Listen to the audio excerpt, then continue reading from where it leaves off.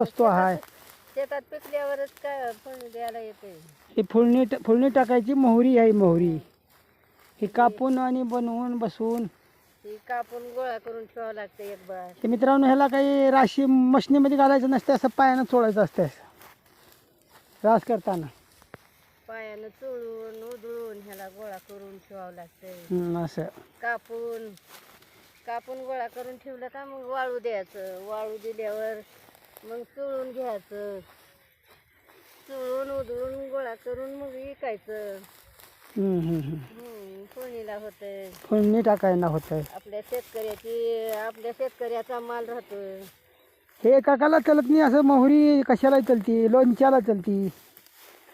लोणचं आपलं आंब्याचा खार घालायला चलतो आपल्याला. मोहरी बनवतो बघा. मोहरीचे रास करतो आम्ही दोघंजण, माझी मंडळी, मी.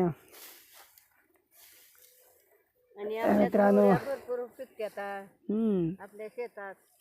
बघा बघा मंडळी बसली आमची इथं.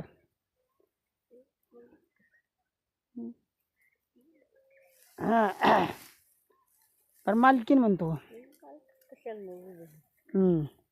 आमची बायको बसली बघा बघा इथं, चोळती मोहऱ्या. हे तर चांगलं आहे की नाही?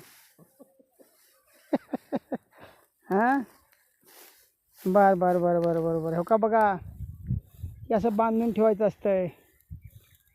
आणि हे शेतामध्ये असलं पिकतं. हे आम्ही समजा आपल्याला ठेवून घेऊन मार्केटमध्ये विकायचं असतंय नेऊन. हे हां, आपल्या शेतात फोडणीसाठी मोहऱ्या पिकलेल्या राहतात. आणि कापून गोळा करून त्याला उधळून बडवून त्याला चुरगळून घ्यायचं उगं. बर बर बर बर बर. ह्याला काय बडवायचं राहत नाही, काय नाही. असं. हा, बोल ना का?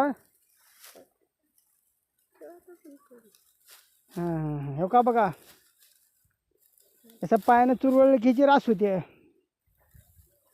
हातानं पायानं. बुडाकडं ही चांगलं काढ की. झालं. बर बर बर.